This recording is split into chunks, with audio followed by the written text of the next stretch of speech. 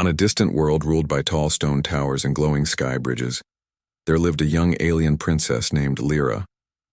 Her home was not like the homes of humans. The palace walls were silver, and the air shimmered with strange blue light that kept the nights warm. Her people were proud, quiet, and obedient to the word of their king. The king was her father, a ruler known for his sharp eyes and his voice that could silence a whole court. He believed strength meant never showing doubt, and kindness was a weakness. To him, every voice should obey without question. Lyra, however, was different. From the time she was small, she had asked questions that others dared not ask. She looked at the world with wonder, not fear. She would sit in the gardens watching small creatures crawl across the flowers, while the others trained in the ways of power and discipline. Her heart was gentle, but her thoughts were strong. She believed her people could be more than silent followers of an iron will. One day, a meeting was held in the grand hall. The king sat high on a throne of black stone, the council standing below. The room was filled with torches that burned without flame, casting shadows across the tall pillars. Messengers had brought news that farmers on the edges of the land were starving, their crops taken for the king's stores. The council bowed their heads and waited for his command. The king spoke with no hesitation. He ordered that the farmers must give even more to prove loyalty. Lyra could not stay silent. She stepped forward, her voice echoing across the chamber. "Father, they cannot give more. They will die if you take what little they have left." The hall fell silent. Every eye turned toward her. No one had ever spoken against the king so boldly, not even his closest advisors. The king's face hardened. His eyes, cold as iron, looked down at his daughter. "You speak as if you know better than your own ruler," he said, his voice sharp. "I only speak the truth," Lyra answered. "A ruler must protect, not break his people. If they starve, there will be no kingdom left to rule." A gasp moved through the council. Her words were brave, but they were also dangerous. The king's pride was struck. To him, questioning his rule was the same as betrayal. He rose from his throne, his tall figure towering over her. His hand lifted as if to cut her words from the air. "You are no daughter of mine if you defy me," he declared. "From this day forward you are banished. You will not see the halls of this palace again. Go into the woods beyond the city. Live there as you wish. Let your weakness keep you company." The council bowed their heads, none daring to speak. Lyra stood frozen for a moment, her heart heavy with disbelief. She had hoped her father would listen, even just for a moment. But his anger was stronger than any bond of family. She felt her throat tighten as guards stepped forward. Her mother, the queen, sat quietly beside the throne. Her eyes shone with hidden sorrow, but even she could not defy the king. Their people had been taught to obey, and even love could not break that chain. Lyra met her mother's eyes one last time, and in that silent exchange she understood. The queen's gaze said what her lips could not. "Be strong, my child." The guards led Lyra through the grand gates of the palace. The city streets were filled with tall towers and glowing paths, but no one dared speak to her. Some watched with pity, others with fear. No one dared to help the banished princess. She walked past them with her head high, though inside her heart trembled. When she reached the edge of the city, the guards stopped. Before her stretched the woods. Dark trees rose high into the sky, their roots twisting like claws. Mist hung heavy between the trunks, and strange cries echoed from within. It was a place whispered about where no one wished to go. Children were told stories of creatures that lived in the shadows, waiting for those who wandered too far. The guards did not follow her inside. They turned back without a word, leaving her alone. Lyra looked once more at the city she had called home. She thought of the garden she loved, the warm light of her mother's smile, and even the stern face of her father before it had turned cold. Then she stepped into the forest, each step pulling her farther away from the world she had known. The woods were unlike anything she had ever seen up close. The trees twisted in strange shapes, their branches stretching out like arms. Vines hung down, heavy with glowing fruit that pulsed like beating hearts. The ground was soft with moss, and hidden streams whispered beneath the roots. The air was damp, filled with scents both sweet and sharp. At first, every sound made her pause. The crack of a branch, the rustle of leaves, the call of distant creatures. Her people feared this place, and she understood why. It felt alive, as if the forest itself was watching her. But she had no choice. This was her world now. She wandered until the sky above began to darken. Night fell quickly in the woods, shadows swallowing the last glow of the city behind her.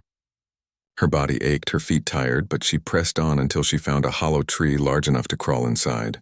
There she curled up, wrapping her arms around herself for warmth. As she lay in the darkness, she thought of her father's words. "Banished, weak, unworthy," she whispered to herself, as if speaking would keep away the silence.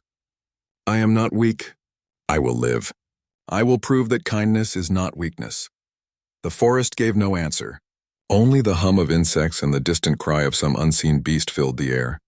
Sleep came slowly, but at last it claimed her, carrying her into dreams where she walked once more in the palace gardens, free from fear. Thus began the first night of Princess Lyra's exile.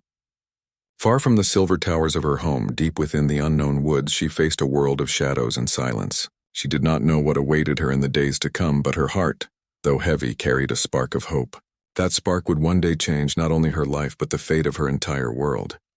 The morning sun rose above the woods, its golden rays slipping through the high branches.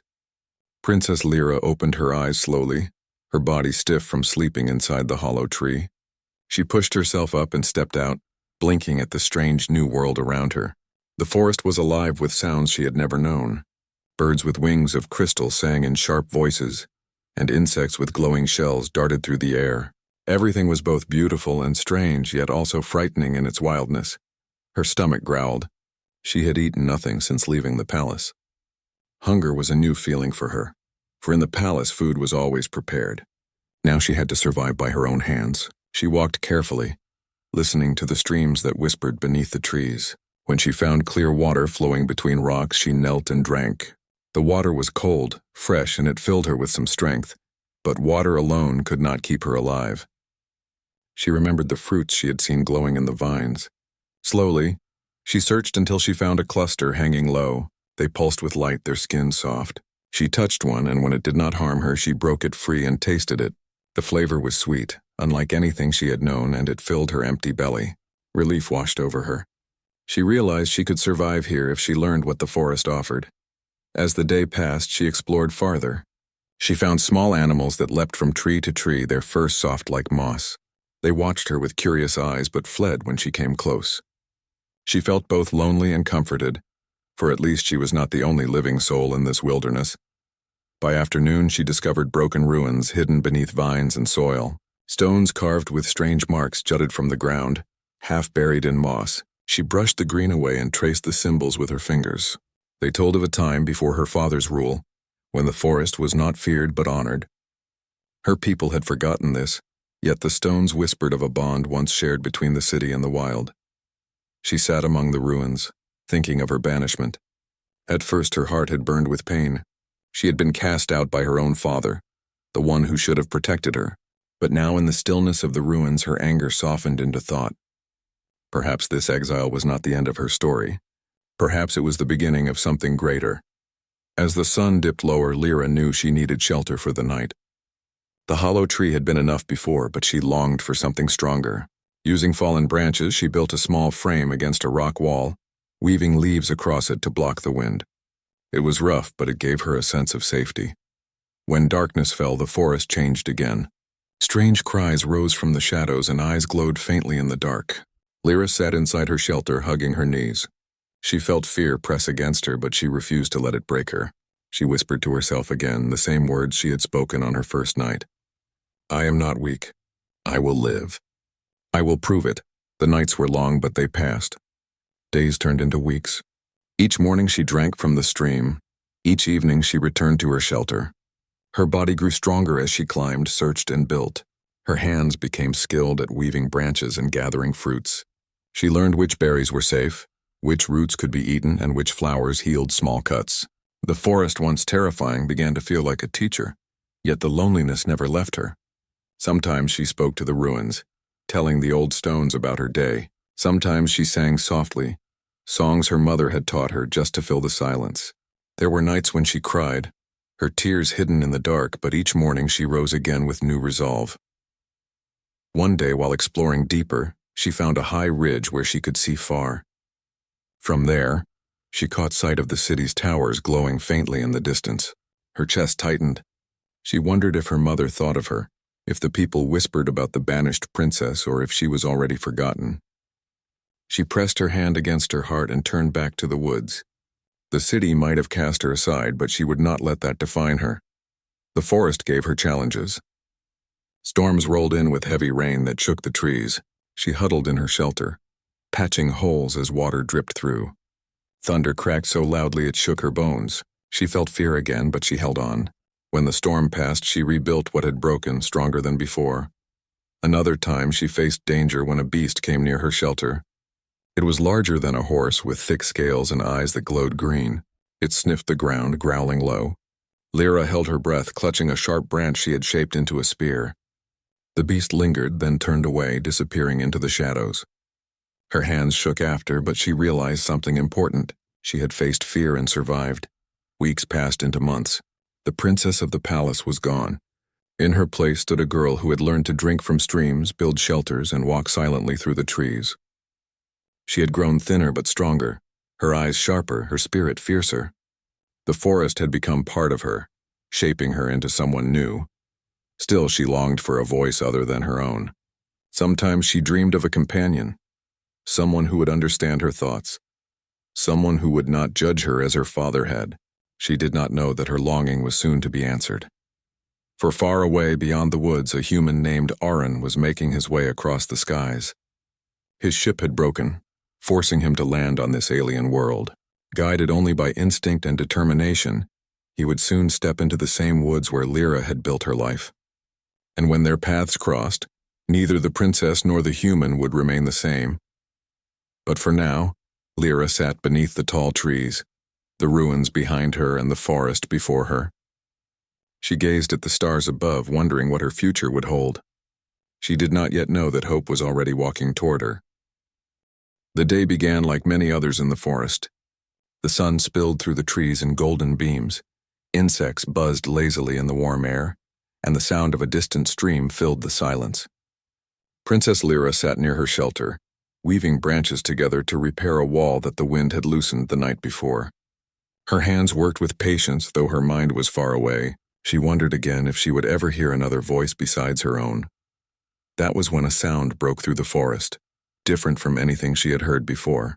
It was not the cry of a beast or the call of a bird. It was steady, measured, like the footsteps of someone walking carefully. Her heart quickened.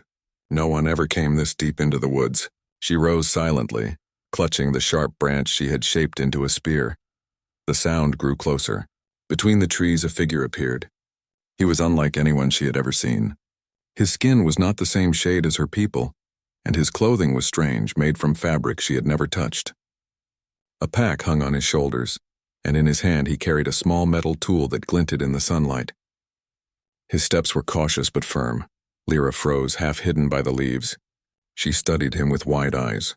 She knew the stories her people told of humans, reckless wanderers who drifted from world to world, careless of what they touched. Yet this man looked tired, worn, and alert, not reckless. His eyes scanned the forest with caution as if he respected its danger. He stopped suddenly as if sensing her gaze. Slowly he turned his head. His eyes, dark and thoughtful, met hers through the leaves. For a moment neither moved. The forest grew still as though holding its breath. Then the man lifted one hand, palm open.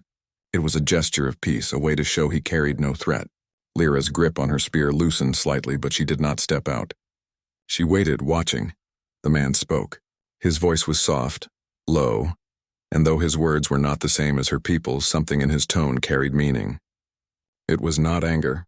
It was not command. It was something closer to kindness. He took a slow step forward, then reached into his pack. Carefully, he drew out a piece of food wrapped in cloth. He placed it on a rock between them and stepped back, showing he did not wish to harm her. Lyra's curiosity overcame her fear. She stepped out from the leaves, her tall figure moving into the open. The man's eyes widened slightly as though surprised by her appearance, yet he did not turn away. Instead, he gave a small nod, as if to say he had been waiting for this meeting. She approached the rock, her spear still in her hand. She looked down at the food, something dry and flat, unlike the glowing fruits of the forest. She glanced back at him, and he made a gesture toward it, urging her to take it. Cautiously, she picked it up and tasted it. The flavor was strange, salty and strong, but not unpleasant. Hunger made her chew slowly, her eyes never leaving him. The man smiled faintly, relief softening his tired face. He pointed to his chest and said, "Aaron." Lyra tilted her head. The sound of his name was simple. She touched her chest in return and said, "Lyra." Aaron repeated it, his voice careful, respectful. "Lyra." Something warm stirred in her heart.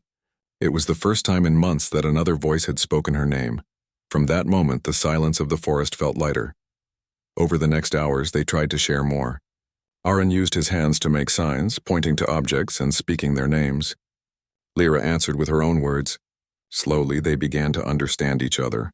He showed her how to strike two stones together to make sparks, and she showed him which fruits glowed safely to eat. They laughed, awkward but real when their signs confused each other. As the sun lowered, Lyra led him to her shelter.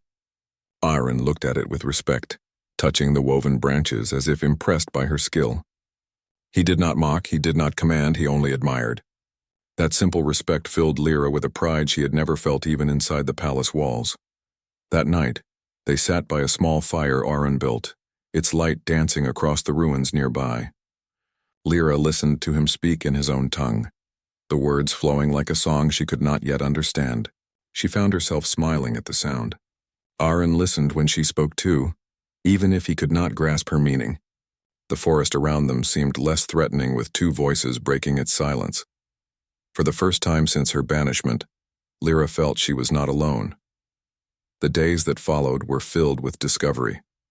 Aaron told her through signs and simple words that his ship had broken far away and he had wandered into the woods searching for help. Lyra shared her story as best she could, drawing shapes in the dirt, the palace, her father's throne, and finally the woods where she now lived. Aaron listened closely, his brow furrowed with sympathy. He placed his hand over his heart, a gesture of understanding, and Lyra felt something she had almost forgotten: comfort. Together they began to explore. Lyra showed him the ruins where old carvings slept beneath moss. Aaron studied them with deep interest as though they held secrets worth remembering. In return, he showed her tools from his pack: a small light that glowed without fire, a sharp blade that cut vines with ease, a container that held water without spilling. Each item amazed her, yet he offered them freely, never boasting. Trust grew between them like a young tree, fragile but alive. Lyra no longer whispered to herself at night. She no longer cried in secret. She had someone to share her days with, someone who did not see her as weak. And in Arun's eyes she saw something more. He did not look at her as her father had, with cold judgment. He looked at her as an equal, a companion. He saw her strength, her courage, and her kindness, all the things her people had dismissed. The forest was still wild, storms still raged, and beasts still prowled. But with Arun beside her, Lyra no longer felt afraid. Together they were stronger. Together they were something her father had never imagined: hope. The meeting of the banished princess and the wandering human had changed the forest forever. Neither of them knew it yet, but this bond would carry them far beyond the woods into a future neither had dreamed of. Days passed quickly after the meeting of Lyra and Arun. What had once been endless silence now carried the sound of voices, laughter, and shared struggle. The woods no longer felt like a prison to Lyra. With Arun at her side, it felt more like a living world that tested them both but also gave them strength. At first their words were simple, built from gestures and signs. Aaron would point to a thing, say its name in his tongue, and Lyra would answer with hers.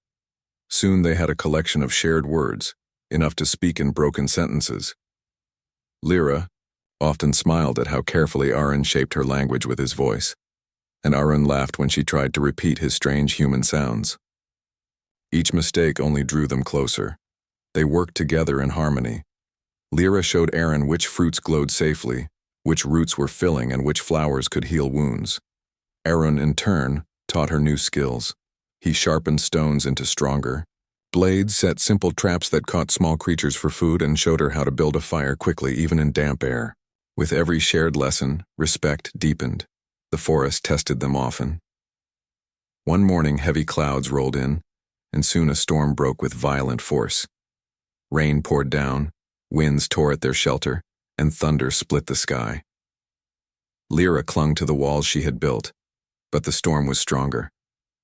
Branches snapped, leaves scattered, and water rushed inside. Aaron acted without hesitation. He pulled Lyra toward a rocky cave he had noticed days before. Together they carried what supplies they could, running through the rain as lightning flashed above. Inside the cave, safe from the storm, they collapsed, wet and exhausted. For a long moment neither spoke.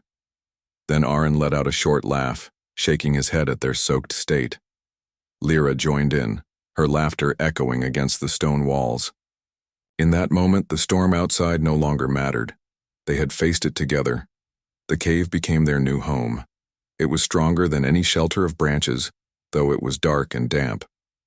They worked to make it livable, gathering dry moss for bedding and stacking stones to block the wind at the entrance. Each night the fire cast a warm glow on the cave walls, painting their shadows side by side. Lyra felt a change growing inside her. She no longer thought of herself as the lonely princess banished by her father. She thought of herself as part of a small but powerful pair. Arun's presence gave her courage, and in return she gave him hope. They spoke of dreams in their broken language. Arun spoke of Earth, a distant world filled with oceans and mountains. Lyra listened with shining eyes, imagining the beauty of a place she had never seen. In return, she told him of the city's towers, of her people's traditions, and of the throne room where her father sat in cold pride. Aron always listened with respect, his eyes never wandering. He never laughed at her pain, never dismissed her words. When she told him of her banishment, his face grew tight with anger, not at her, but at the injustice. He placed his hand over hers, as if to promise she was not alone anymore. As weeks turned to months, their bond grew stronger. They hunted together, they built together, and they faced danger side by side. Once, while gathering near the stream, a scaled beast leapt from the shadows, jaws wide. Lyra raised her spear, Aron his blade, and together they fought with desperate courage. The beast retreated, wounded, and the two of them stood panting, their hands shaking but alive. Afterward, Lyra met Arun's gaze, and in his eyes she saw more than relief. She saw trust, unbreakable and true. The forest seemed less hostile as their bond grew. Birds no longer fled when Lyra sang. The glowing insects often hovered near their fire, as if curious. Even the ruins seemed warmer, their carved stones watching over the unlikely pair. Lyra began to believe the forest itself accepted Aron, as if it knew he was part of her fate. Yet, not all was peace. One evening, while exploring beyond their usual paths, they climbed a high ridge. From there, the city lay visible in the distance, its towers glowing faintly in the twilight. Lyra stood silent, her heart caught between longing and pain. Aron followed her gaze. He touched her shoulder gently, asking without words if she wished to return. "I cannot," she whispered in her language, shaking her head. "My father will not forgive." Aron understood, yet his eyes said something else, that he believed she was more than her father's judgment. Lyra felt tears sting her eyes, but she did not let them fall. Instead, she breathed deeply and turned back to the woods. Still, the sight of the city lit a fire in her heart. For the first time, she wondered not only about survival, but about her future. She had changed in the forest. She had become stronger, braver, and wiser. If she could endure exile, storms, and beasts, perhaps she could also endure the weight of leading her people one day. Aron seemed to sense her thoughts. He encouraged her in quiet ways, nodding when she spoke of her dreams, smiling when she practiced words of leadership in her tongue. She began to believe that maybe her exile was not the end, but the beginning of a new path. One night, as they sat by the fire, Aron pulled a small object from his pack. It was broken, its metal frame bent, but it hummed faintly with light. He pointed to it, then to the sky, and finally to himself. Lyra realized it was a piece of his ship. He wanted to return to the stars, but he could not do it alone. Lyra touched his hand. She pointed to herself, then to him, and finally to the forest around them.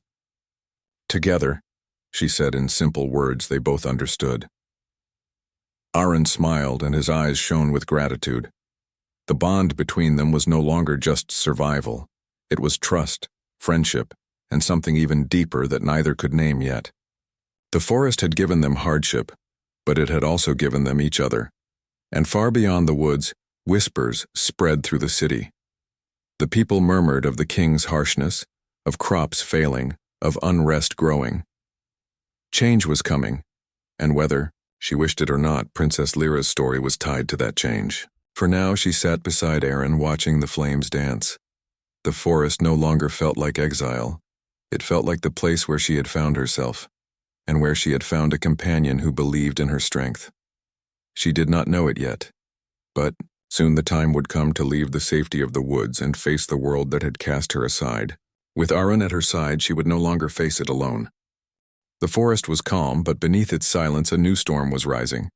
Lyra and Arun had grown strong together, yet both of them knew the peace could not last forever. The world beyond the trees was stirring. The people in the city were restless, and the king's harsh rule was cracking. Lyra felt it in her heart like the pull of the tide. She could not stay hidden forever. One evening she and Arun climbed again to the high ridge. The towers of the city shimmered in the distance, their lights faint against the darkening sky. Lyra stood tall, her face firm. Arun watched her quietly, waiting for her to speak. "My father's rule is fading," Lyra said in her language, slowly and carefully, using words Arun had learned. "The people suffer. They need hope." Arun nodded. He understood even more than her words. He had seen leaders on earth, some who cared, and some who broke their people's spirits. He knew the difference.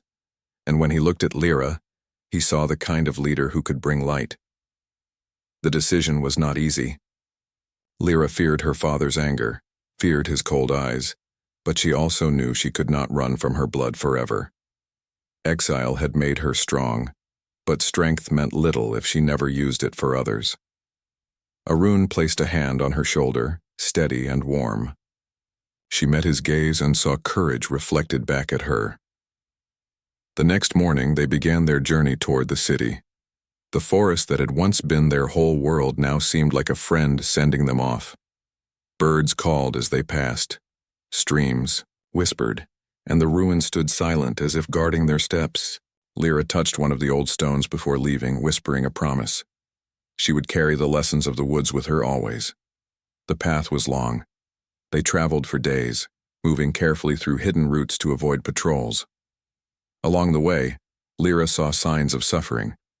Fields lay dry, homes near the edges of the city crumbled, and weary eyes watched them from the shadows.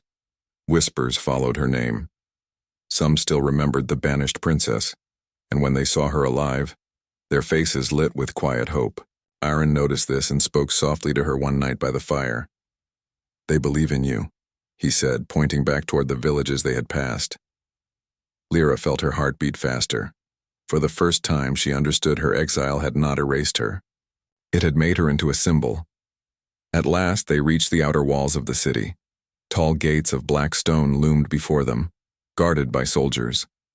Lyra felt fear rise, but Aaron took her hand.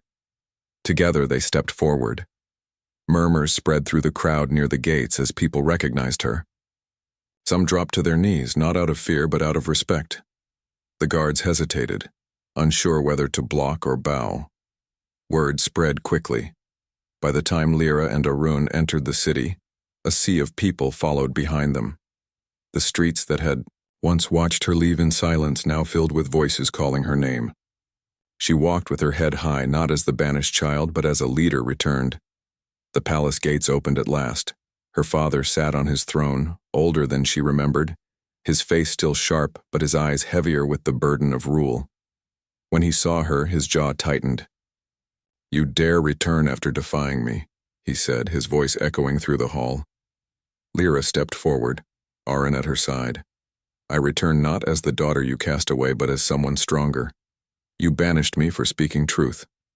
That truth has not changed. The people suffer. They need more than fear, they need hope."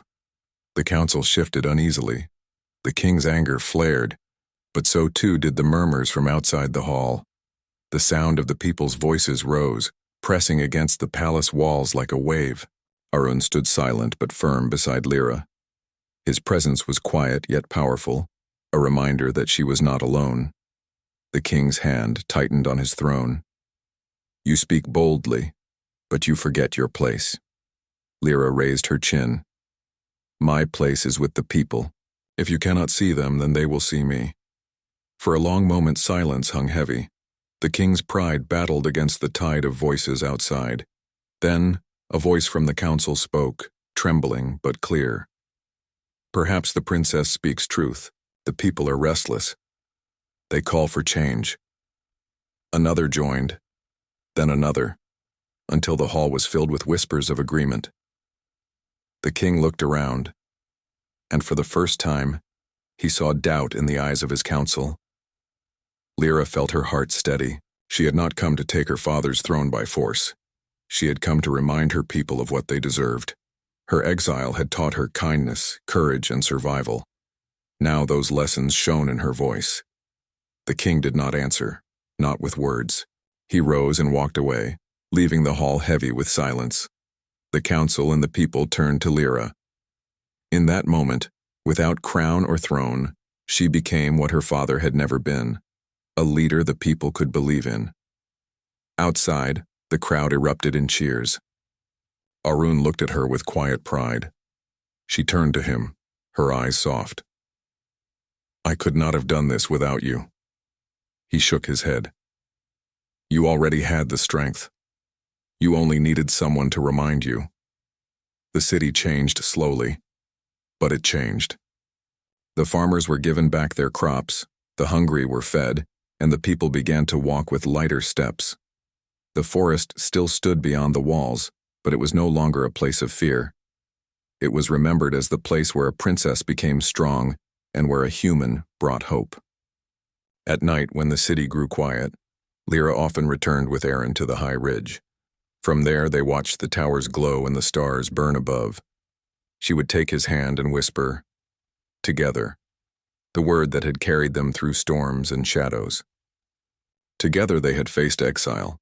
Together they had faced beasts and fear. Together they had returned to a city that once cast her out. And now, together, they faced the future, not as a banished princess and a lost human, but as symbols of hope for a world ready to change.